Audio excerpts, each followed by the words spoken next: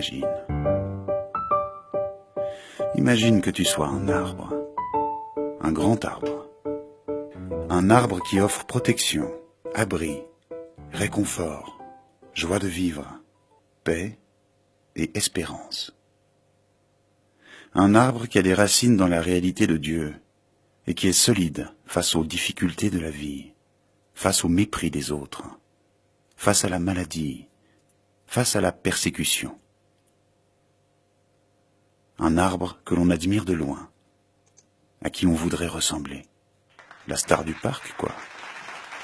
Le conseiller recherché, le repère incontesté, la mère admirable, le père respecté. En tant que grands-parents, un arbre qui offre aux enfants d'y construire leur cabane. Et même si on est un peu tordu, on voudrait quand même servir au moins de lieu de repos pour le marcheur fatigué.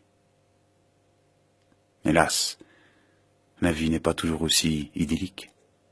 Le tronc a cassé, maladie, chômage, dissension familiale, divorce. Nos environnements sont complètement déjantés, complètement sinistrés, pas très propices à l'épanouissement personnel. Que faire? Bien des vies ont été maltraitées, mais avec l'aide de Dieu, elles ont repris le dessus. Il reste des cicatrices, mais l'arbre a pu devenir à nouveau un facteur de protection et de développement pour les autres. Une blessure de vie n'est pas toujours synonyme d'échec total. Il y a donc de l'espoir. Parfois, il faut avoir le courage de se transplanter dans un autre univers de vie pour pouvoir prospérer. Avec Dieu, c'est possible.